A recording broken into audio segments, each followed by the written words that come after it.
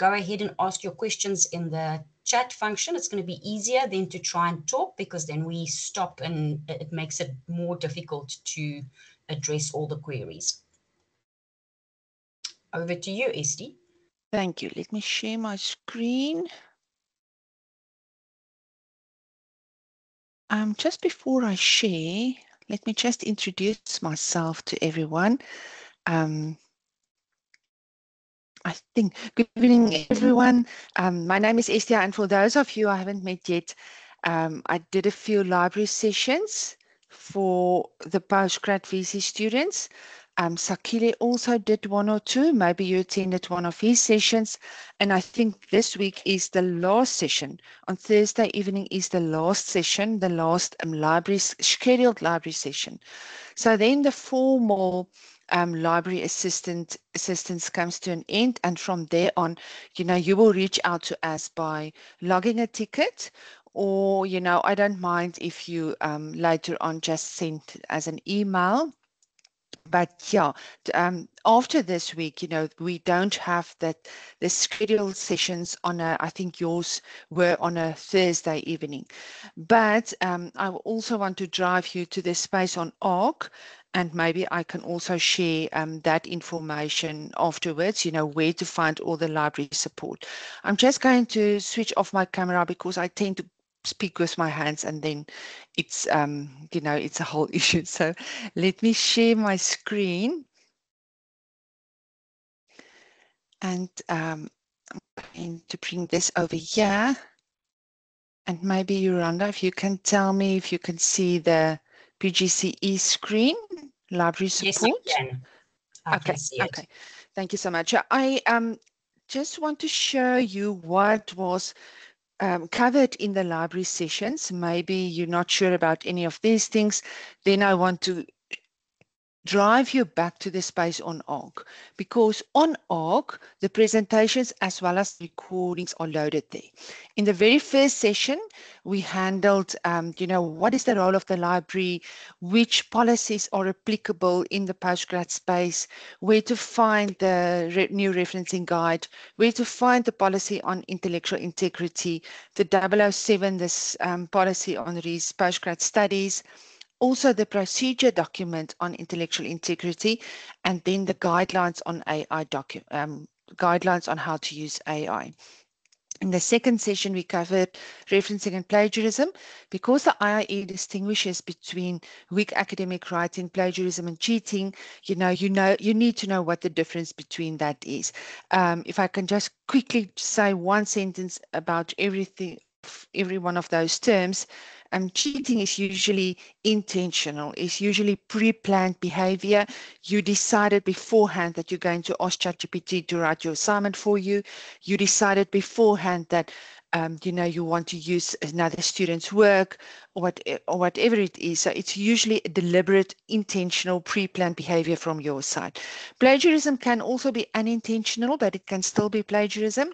And that is usually, giving the impression that it's your work while you're using someone else's work. And for weak academic writing, you will lose 5% or 10%. And that is typical for stuff where you don't have all your in-text citations in your reference list, or you do have in-text citations and you do have a reference list, but the formatting is incorrect. There are certain errors in the reference list, maybe not 100% enough in-text citations. For that, you can lose either 5% or 10%. If you don't have any in-text citations, you will definitely be flagged for plagiarism. And also, if you don't have a reference list. So I really want to urge you here, be careful, about time. Sometimes students will see that, they're running out of time, and they think, let me rather submit. I know my reference list is not here, but let me just rather submit and get a few marks. And then they get flagged for plagiarism, because then that is, solid plagiarism. The first time you will probably get an opportunity to resubmit, but you will be capped at 50%. So be sure of that. They're a bit more strict about referencing and plagiarism in postgrad studies, because they know it is a postgrad qualification. You already have an undergrad qualification, so you definitely know about referencing. The third session was about databases and journals, where to, which open access databases to use, which open access books and journals are available to you, which subscription databases are available to you. And we also created a short search strategy. We used chocolates and stress, on various databases. And I created a short search strategy by adding dark chocolates and not sugar-free or diabetic. Search with our Boolean operators just to show you how to minimize results. And then Thursday session will be basically the good, the bad, and the ugly around AI. So I always say, oh, there is my my email address. So you're welcome to take it down. I must just say that I'm slowly moving out of this space. I am moving over to the master's and doctoral students, but you're welcome to reach out to me. There will be a handover phase of a few weeks. And that will give you time also to get used to the new person. Sakili will still be there. And you're more than welcome to send me if I can't assist you, or if I really don't have the capacity to assist you at that time, I will direct you to Sakili and to the new person in the space.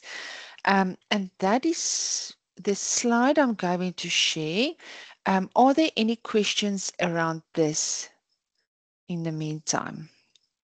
Maybe we must talk about that reference first, the Professor SAP.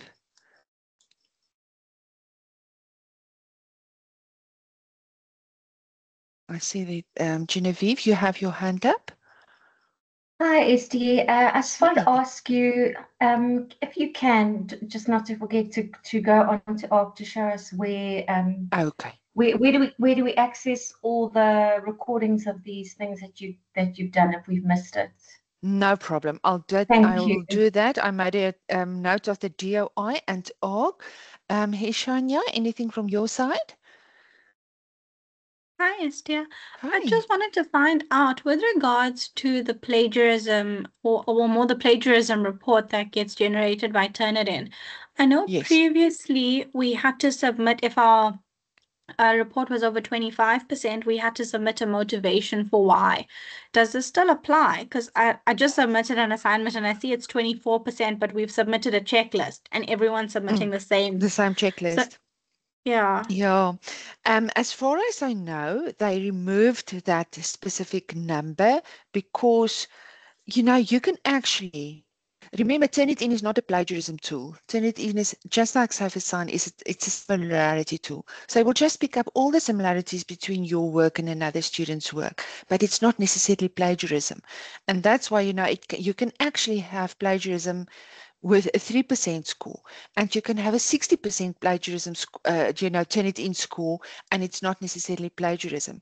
So a lecturer will use a score maybe as an indication, but I can assure you a lecturer will always go into the assignment and just check what has happened here. Why is the score this high?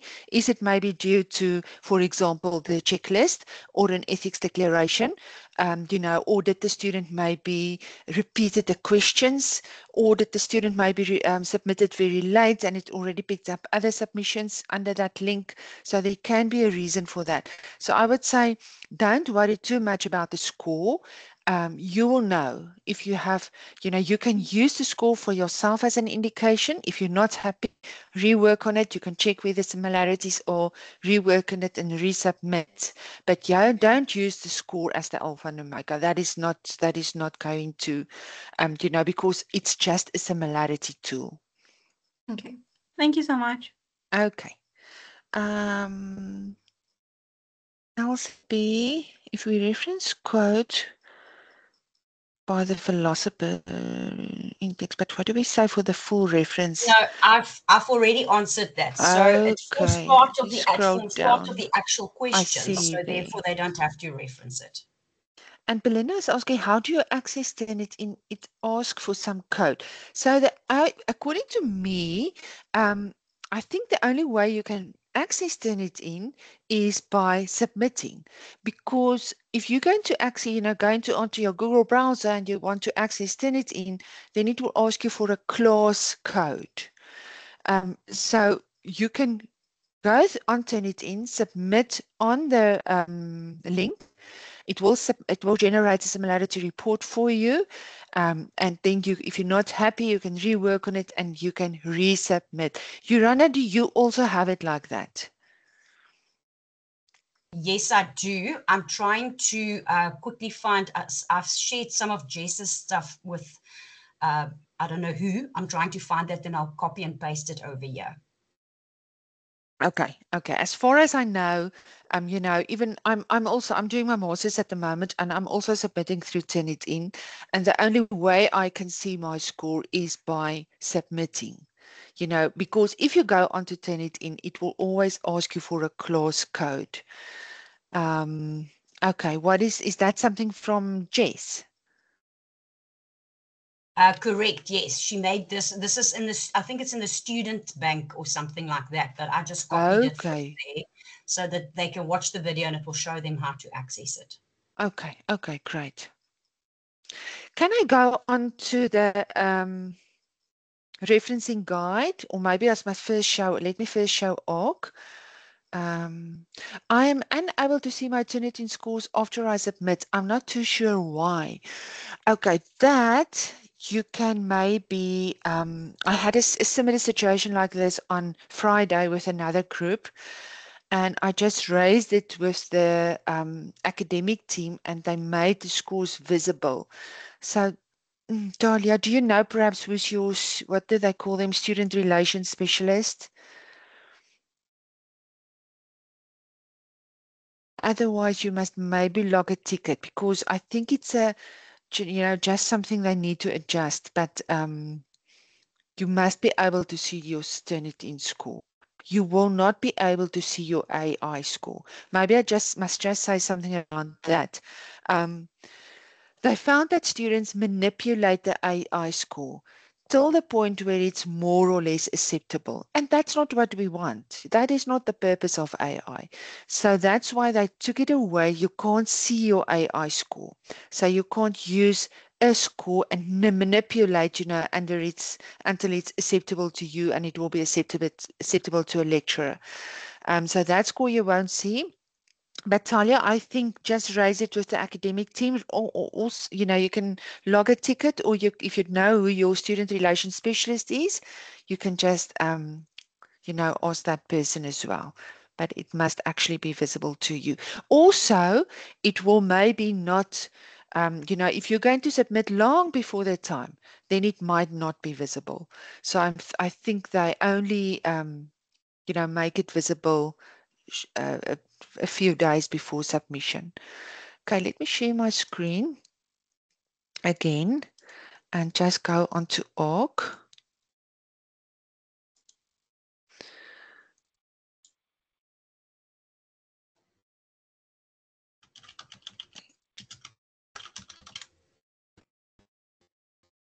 Okay, let's just wait for that one. Oh, Urana, please tell me. Not yet.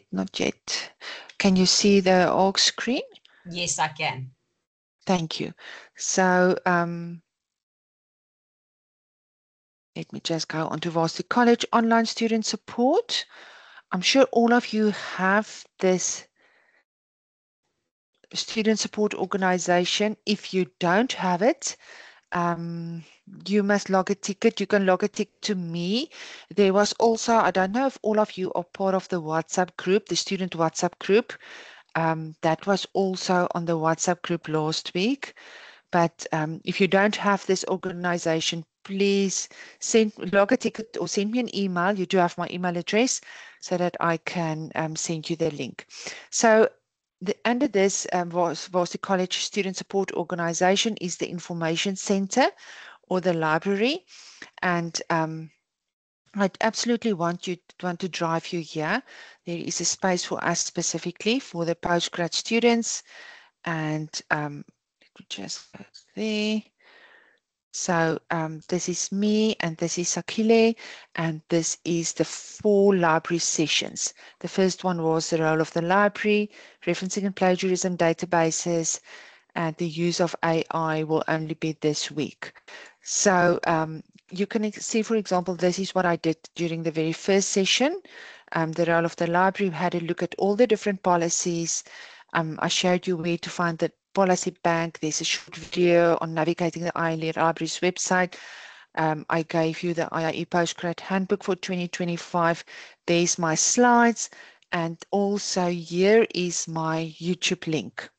So if you click on this link, you will be able to see all the recordings of, I'm doing rendering support to Varsity College as well as to Vega. You can basically listen to any one of the two. They're absolutely basically the same because, you know, I might refer, for example, to a VC Assist or a Vega Assist. Otherwise, they're absolutely the same and you can listen to anyone. Also, if you want to use a referencing software manager, for example, Zotero, I did that also in the referencing and plagiarism session, and then, you know, the sessions on databases, and the final sessions will be loaded this week. So that is the ArcSpace. So let me now go to the referencing guide. So the referencing guide you will, of course, access from the eShelf, from the IIE library, and this is once again open access information up to a point. So you can literally in your Google browser also enter IIE library and it will bring you here. And if you want to go into our subscription databases, it will ask you for your login details. But if you click on the eShelf and you scroll down to referencing and plagiarism, the very first document you will see is guidelines for responsible AI use at the IIE. Please have a look at that one. In here is also the use of writing assistants like Grammarly. You get various writing assistants at the moment, Grammarly, Writeful, PaperPal, you know all of them. If you're using a tool like Grammarly, you need to declare it. Okay, we had a 2-hour session this afternoon again of how AI will be handled this year. And basically the bottom line of everything, if you're not going to declare it, it might be, you will be, you know, it can be seen as cheating. So please, I want you to really be aware of this. And if you have if you know someone who is not on this session tonight, please just tell it to everyone and put it on the student WhatsApp group. If you're not going to declare the use of AI, it will be seen as cheating. We are not saying that you may not use AI, but you need to declare it. You need to tell us which tool did you use, why did you use it, how did you use it, and, you know, basically sort of, you know, the output of the tool. So you will, for example, something like Grammarly, you will say in this assignment, I used Grammarly as a writing assistant just to correct my grammar, but always, you know, be careful for over-relying on a tool, even a tool like Grammarly, because your own voice must still be audible. And I was flagged for the use of AI for using Grammarly, and I was up in arms, you know, at my other institution where I study from. And I was up in arms because I work with AI on a daily basis and I don't use AI. And I said to the prof, I'm not using AI. And he said, well, you use something. And I said, I'm only using Grammarly. And he said, okay. And is Grammarly an AI tool? So be careful, you know, all these stuff are AI tools. So we will be using the AI referencing guide. And I just quickly want to go through the major differences, or let me ask you like this. All of you, okay, did some of you use the previous Harvard style, yes, the 2024 guide? It's a split group, so some of them did do it last year, and some of them are brand new. Okay, and Yolanda, the decision around students who are in their second year, I mean, some of the work will still be according to the 24 guide. No, what was the decision was all the way through that we've had sufficient time to train them on that, so everybody has to use Anglia. Okay, okay. So the Harvard Anglia Guide, so the big purpose, you know, or the reason why they decided to go to Harvard Anglia is also because of that functionality in Word. So if you go onto Word, and you go onto references, you can choose Harvard Anglia, and you can make it easier for yourself to use the referencing tool. Also on Zotero.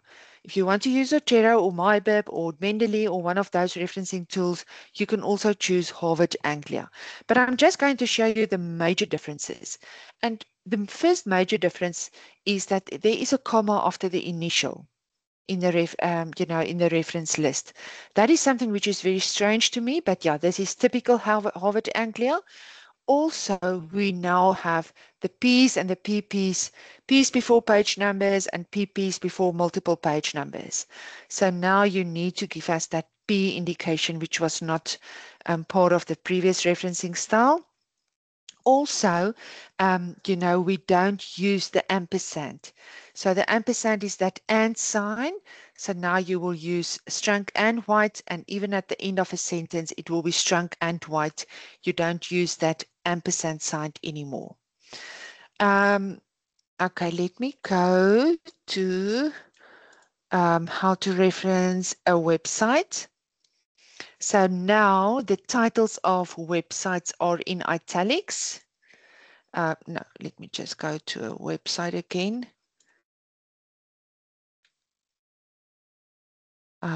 Websites. No, that is an ebook. Yes, a website. Okay, so you can see the titles of websites are now in italics, and then the word online, that O is with a small letter. Then there's also these smaller than and bigger than signs. I'm not sure how strict the lecturers is going to be around that. But that needs to be before and after your link. I quickly want to jump to e-journals because there was a question on the DOI as well. So for those of you who are used to the previous style, you will know that we always used online for an e-journal as well. Now we need to say e-journal, and the rest of it is the same. Of course, only the PPs in front of the page numbers. I just want to go to a PDF. Where's PDFs? It's maybe on the next page.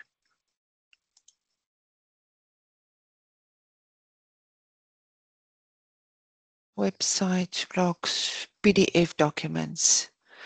Okay, so here you can see it's basically the same as a website.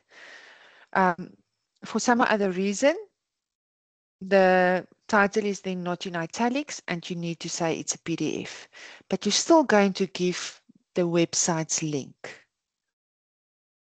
Okay. Any other questions around this document?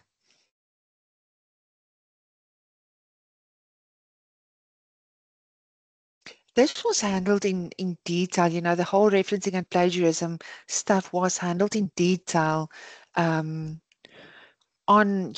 the session on referencing and plagiarism. And then on the undergrad side, Tanya van Rooyen did a basic presentation of, she took, for example, one book, how to reference one book, how to reference two books, how to reference a website, how to reference a journal, online journal article. I think she also included a video in that. So I will also add that to our space on ARC. Okay, just for a basic session on the referencing. For some of you, that may be too basic, but for others, that might be helpful. So I promise to also load that onto ARC. Okay, I can see that there's a question. Caitlin?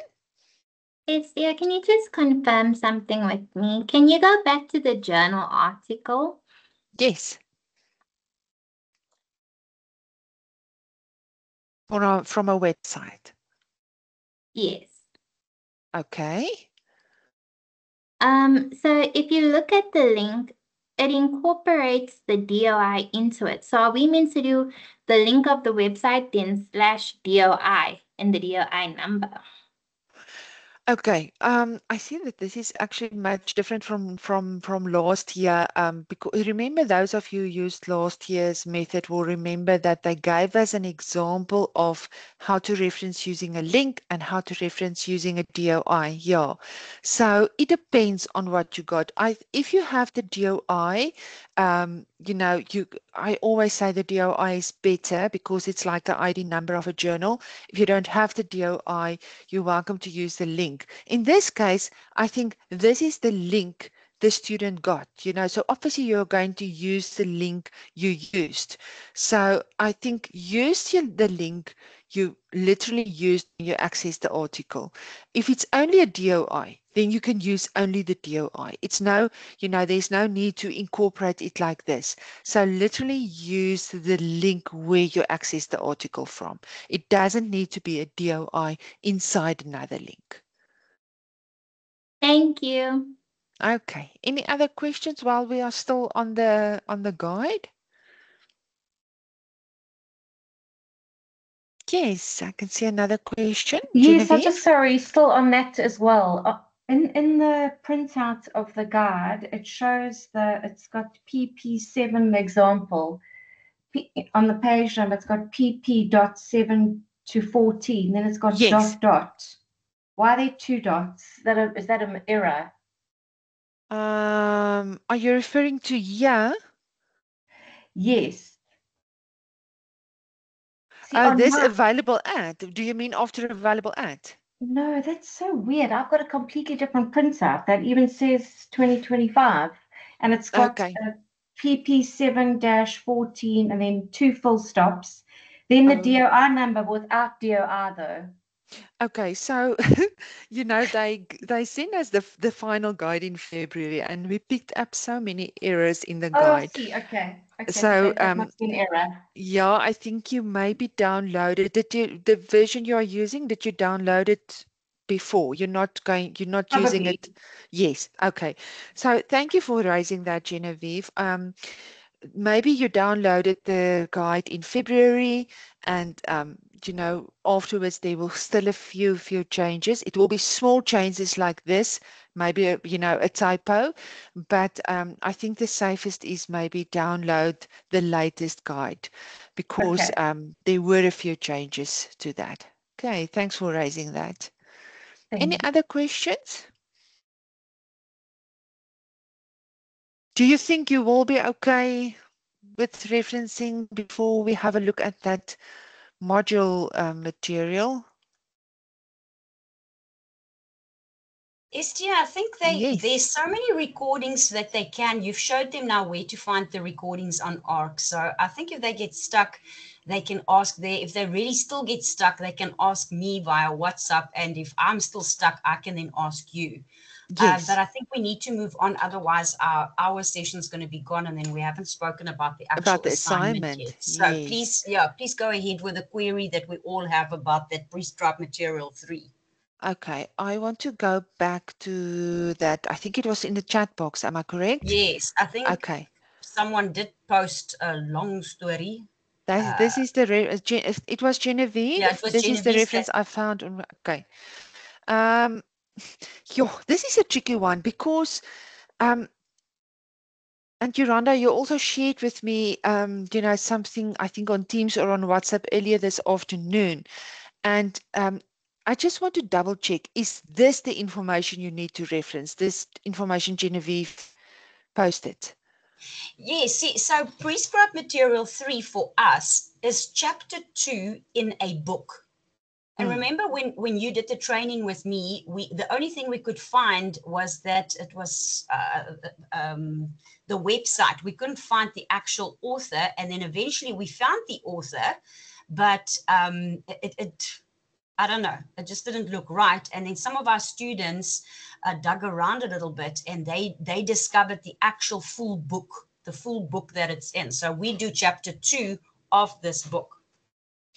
Okay, but because to me, this is not correctly referenced because it's not referencing the chapter 2 within the book. Exactly. So I also had a look at the book this afternoon. So now you're going to add this to your reference list. So if you if you add this to your reference list, it actually means that you will find this chapter on this Professor Sapp's website, and you're not going to find it there. It is not available there. Am I correct? Let's just click on that link. I think it is. The whole chapter. No, just the chapter is available. The whole chapter, but not the book. Yes, it's just the whole. I've just clicked on it and it opens the chapter online, but the full chapter as we've got it, but it does not. You don't see the actual book, just the chapter. Okay, and just tell me, it's not a book with an editor.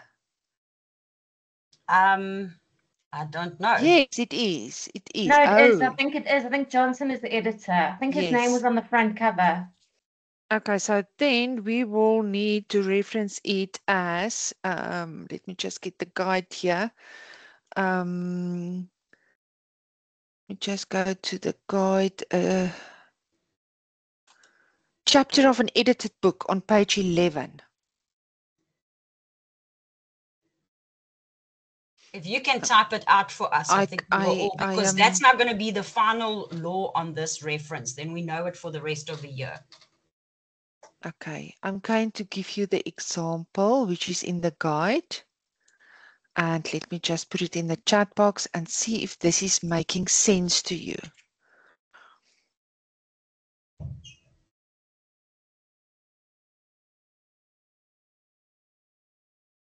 Oh, and this might be a bit small, but if you just click on it. So this is how you will reference a chapter in an edited book, a book with an editor.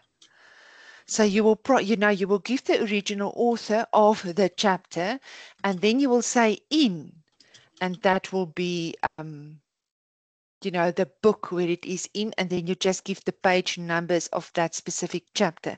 So now you give recognition to the author of the chapter, and you give recognition to the editor of the book.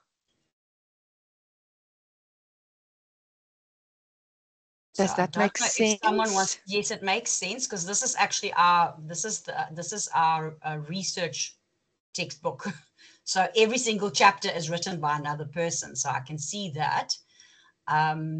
So they first start off the author of the chapter.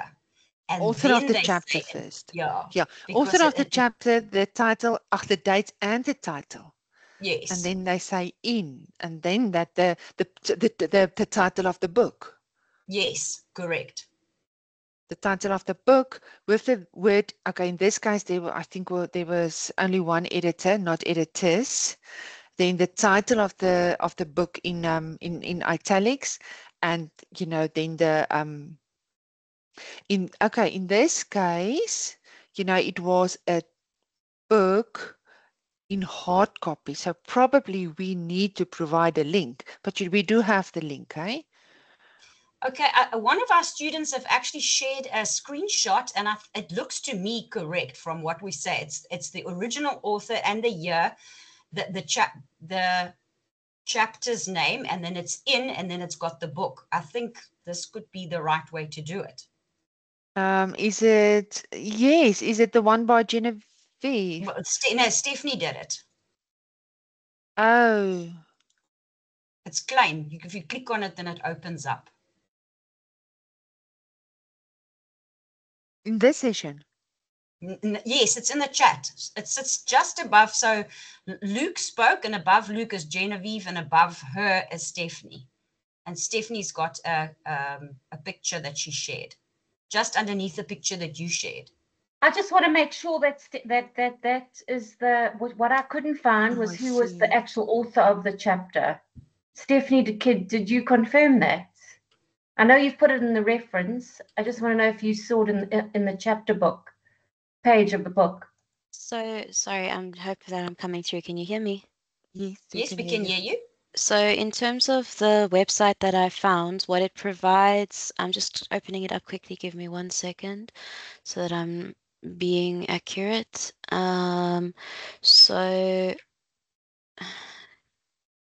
Okay, just give me 1 second and I'll have it open. I just don't have it open right in front of me right now. The actual link itself doesn't list the author of the chapter, but on that website where he spoke about it, this Professor App, James, whoever he is, he mentioned that it's by Johnson. I'm going to just bring it up quickly.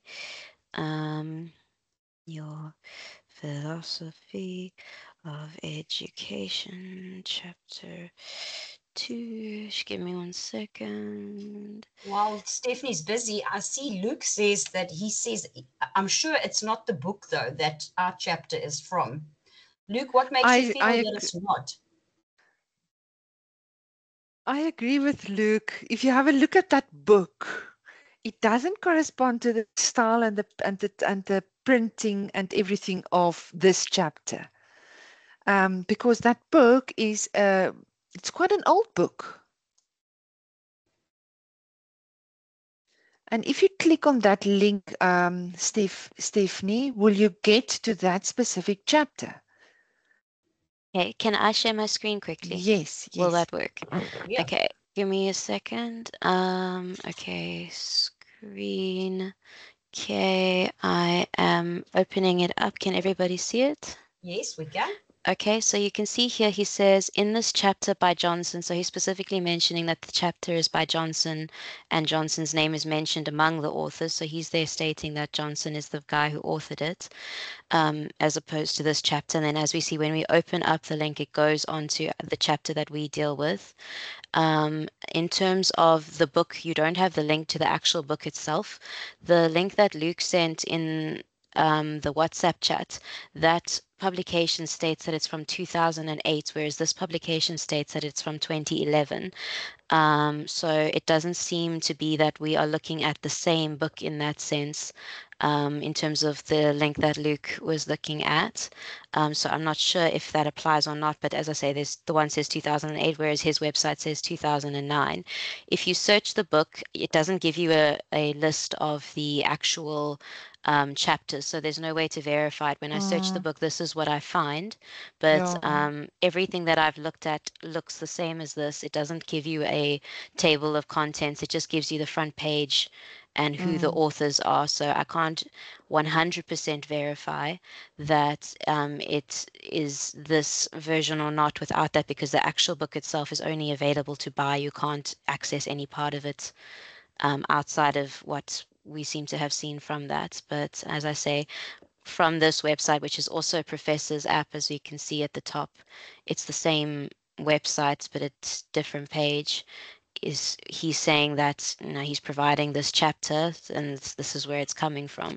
So to me, this seems to be the connection that we were missing. I don't know if I'm correct or incorrect. You know, I see that Elsabeth's got a valid question there. I don't want us to complicate. Yes, I don't want us to complicate this whole issue. If this was in the module outline, in the module material, I think we can just reference the IIE. But we can't, because within the module outline, it is a link to a source. They don't actually provide us with a PDF. They give us the link to go to that source. And that's why I say we can't reference the IIE for this. If anything else, then I think it would be safer for us just to accept this reference the way Stephanie's done, because then we are actually abiding 99% exactly according to what our reference style is, and we're doing everything else correctly. I have, I think Elsabe stated for me, she sent me an email with queries on our prescribed material, and I have shared it on IIE Connect, but we're not going to get an answer before the end of, I mean, that is for the next development sessions. So we are with what we are. And I just feel for us not to sit and make this overly complicated, let's just use what Stephanie has said. Genevieve said she used that same link and it took her to the right page. Okay, because the most important thing is the link. You know, the link must bring you to the actual material you used. And I think if we can, you know, we can use then the citation on a chapter in an edited book, as long as the link brings you to that specific chapter. That is the most important thing, because what is the purpose of this? We want to give acknowledgement to the author. So yes. I will also go with Stephanie's with Stephanie's suggestion, because I also had, I had a look at the book. It was the same page as Genevieve and as Stephanie's. So I'm sure we all get to the same point in the end. Okay, but I think that's it. Let's leave it like that. At least now I've shared it with them on their WhatsApp group as well, so they can see exactly how to do it. Thank you for the student that actually shared it with us, Stephanie. Much appreciated. I think we must just move on to the actual questions now. Otherwise, we're going to be a very late evening. Sage says, do you think that this makes this reference a bit illegitimate? Not really, because as Esty has just said, as long as the link works, so we're referencing it and the link takes us to the right page, it's not unreliable. Okay, are there any more questions from you on referencing, or is everything covered? I think everything's covered. There's a lot of recordings that they can go and watch on the sites that you showed them. Sage has got her hand up.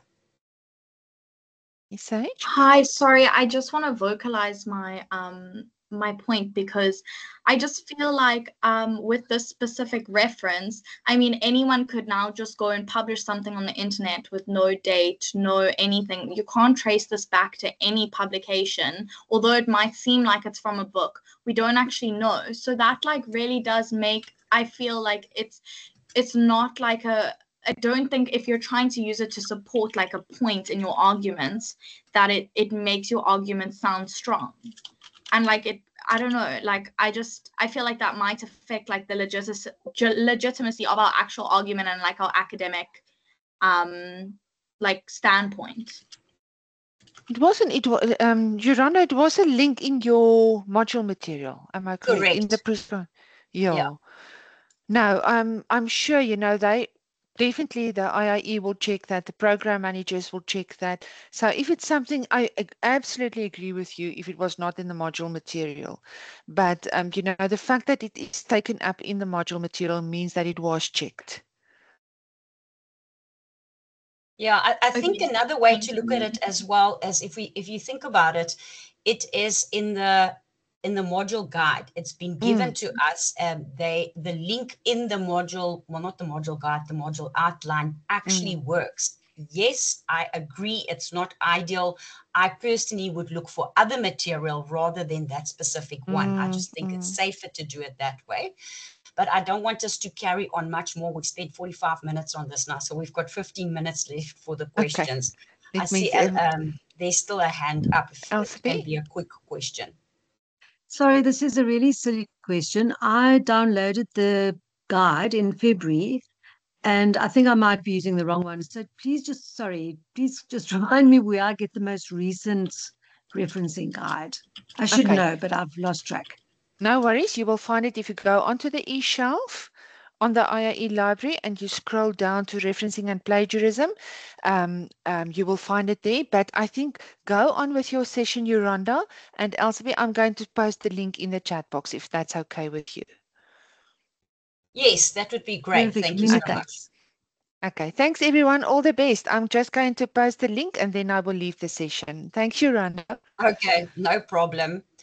Okay, students, so we've got thank you very much, Estia, for the trouble for joining us. We appreciate it. I am very happy that we did do it because clearly there's been a need for it if we've got so many questions that's popped up. So let us just quickly go into assignment 1. So I'm going to look at question 1. The slides are loading. I'm not going to redo all the aspects of the slides again with you all. I'm just going to touch on some of the key aspects that I have picked up. Remember, if I say I've picked it up, I don't mean I've picked it up from your work. Within another brand that I work with, they submitted this already on Wednesday gone by. So I've started marking some of these already. Thank you so much. We've got the website link, so we can just go to that to find it. So if we then just bye everyone. Bye. Thank you. Bye. So if we then can just quickly touch on question 1. So basically this is our instruction, and the quotes of the 5 people in the quote are in the question. Therefore, you don't have to reference their quotes because we have given you the quotes. So you don't have to reference the question again, just so that you can see how it works. And now, I know I shared it with us in the, I'll go through question 2 just now. I know I've spoken about this in the WhatsApp group, but I do know we've got students that's in this session that's not necessarily on our WhatsApp group. So just to recap, you are supposed to write a personal philosophy of your own type. You explain, first of all, you explain what is the philosophy of education, why it's important, and so forth. Then you create your own personal philosophy about what you feel basically the purpose of education should be.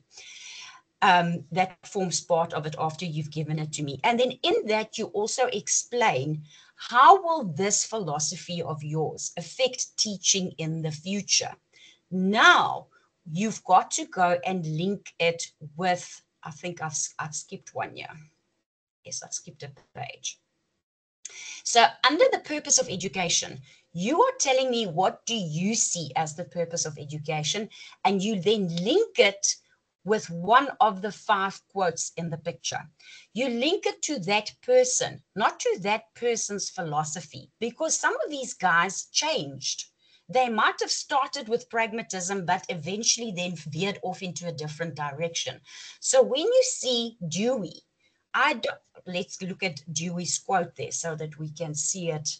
What does he state over there? Where's Dewey? So he says education should be tailored to the individual child. So for me, being into inclusive education, that one would align with my thoughts. But take note, I am looking at John Dewey's quote on the purpose of education. I'm not dealing with pragmatism or any of the other philosophies. I'm purely addressing his quote, because he's got many other quotes on education as well. But in the question that you've been asked, they want you to focus on one of these, or preferably maybe 2 of these, but at least one of them, that you then incorporate that in your discussion. So first, you're going to give me your personal philosophy in which you explain to me what do we want to achieve with education, how do you plan to teach, why do you teach, what's the role of the teacher, whatever. There's all of these questions. You cannot answer them all. Try to aim for about 2 or 3 of them. And then you've got to give me what you feel is the purpose of education. And when you've given me your personal view on the purpose of education, you have to link it to the quotes. So that's basically, so that's where I found a lot of people kind of misinterpreted the whole thing. So let's just quickly go on to, okay, so then that section is done. Then we move on to the other part of question 1, which deals with the branches of epistemology and metaphysics, not of idealism or realism or whatever, the metaphysical aspects and the epistemological aspects of your personal philosophy. Stephanie, I see you've got your hand raised. Hi, Yolanda, can you hear me? Yes, I can. Sorry to disturb. I just wanted to say, in terms of us speaking about the philosophy rather than the quotes, I know you're saying that we must speak about the quotes, not the philosophy, and I completely understand, and I will make those adjustments to my essay.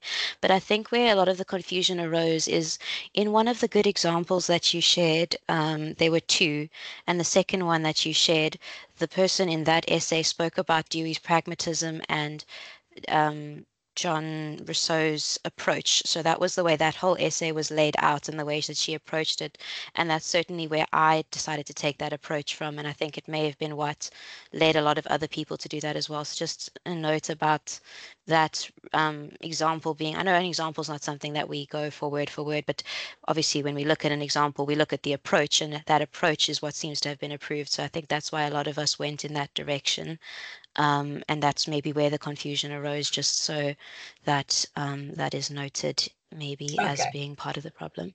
Okay, thank you very much for bringing that to my attention. I'll make sure that the others are then 100%. I had to do those in a rush, but I'll make sure that the rest are not. So that then takes care of question 1. So here is the suggested layout. You don't have to do it 100%, but if you cover these aspects, you cover everything that's in the rubric, and therefore you will do well. Obviously, you don't write the word counts next to it. That's just for me to sort of guide you on how much you need to write. Okay, so quite a few people have indicated that they are feeling a bit overwhelmed with question 2. So let's go look at it. Question 2, you are doing a comparison of idealism and realism. So in a nutshell, this comes from a previous memo. Idealism, it tells you what it is, and then realism, it tells you what it is. Then in activity 2.2.1, you guys did this. I have already shared the model answers to make sure everybody's on the right page, because you can't reference this table. The purpose of the table is to help you understand. What happens when we put information in a table is we're making use of higher order thinking, because we have to apply the theory to split it into the different categories. So the red on the slide is just to help you understand what these aspects then all entail. So let's go and look then at what it is that they are stating. So they start off with, they're giving us the old quote with, if a tree falls in a forest, does it make a sound? So the full quote is actually, if a tree falls in a forest and there's no one around to hear it, does it make a sound? So just to put it all there, I've put it together for you so that you can see that that's the full question. So the second bullet then tells us, if we are going from an idealist point of view, because what is epistemological is how do we know? So if we go look at idealist, according to what they say, we know, then the answer is going to be no, because we were not there to observe it, therefore it did not fall. The realist idea of how do we know is going to say yes, because they are saying reality exists outside us. Whether your senses perceived it or not doesn't matter, it still fell. So whether you are agreeing with one or the other, this is a very simplified explanation of idealism and realism. They're not wanting you to go in a full discussion on it. They're just trying to point out for you with this quote that this is what you are dealing with. So now they say, the above argument attempts to differentiate between the epistemological idealism and epistemological realism. So the classical philosophers you studied were either proponents of idealism and realism. So that is where we're going from. I've just got a notification that we've got 5 minutes left, then the lesson's going to be done. So what you need to do is you first have to discuss who were the proponents. I know if you go and look online, you're going to find lots of other philosophers that also supported idealism or realism. Based on what we have done, remember this is assignment 1. So we are busy here with the introduction to the module. And whoever put the module together decided to focus on the basics, because idealism and realism is the basics of all other philosophies. And we are basically focusing on 3. We're focusing on Socrates, Plato, and Aristotle. To mention the other people is not sticking to what is being asked here. Okay, so then they say you also need to discuss the premises, the tenets. With other words, the fundamental beliefs. What is idealism all about? What is realism about? Then we go look at, now you have to discuss the epistemological and the metaphysical underpinnings of each one. You would be able to find that information because I've used them in slides and so forth. So you would definitely be able to do that section. Next, you have to critically analyze how idealism and realism apply in the 21st century teaching and learning in specifically the South African context. You need to give practical examples. So how would idealism and realism look like in today's classroom? How do the two philosophies relate to South Africa?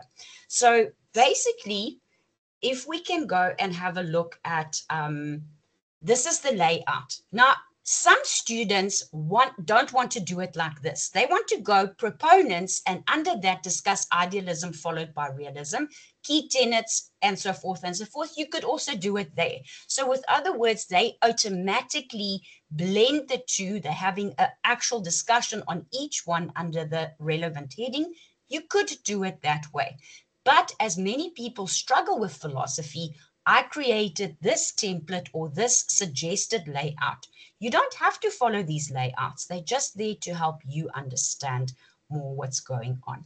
I am concerned we've only got 3 minutes left, and I know the system does cut it out. So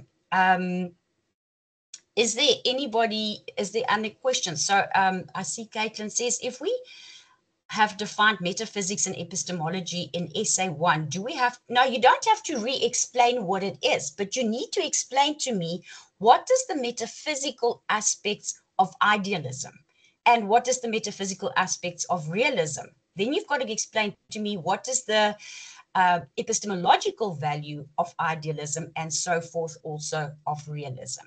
So you don't have to give me those definitions again, like you did in question 1, but you do need to tell me, because in question 1, you're telling me metaphysics, epistemology, your philosophy. Question 2, you're telling me those same things, idealism and realism. Does that make sense? Yes, thank you for clarifying. Okay. So it looks like it doesn't help for us to leave because I can't get back into this link. The link stops at 8. It won't let us extend it. So students, we are all on a WhatsApp group. If we have got lecturers, I see Monique is on here, Annie is here. If your students have got questions that they ask you, share it with me with pleasure, and I will do my best to try and answer. I'm just worried we're not going to get through everything. So if we do have questions, remember the meeting can end, the recording will end, but we can still continue in the chat function even after the meeting is finished. So if you've got questions, please post them in the chat and I will do my best to answer them. I'm going to stop the recording now because we are going to get cut off.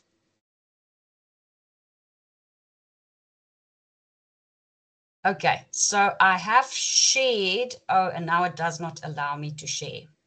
Andrea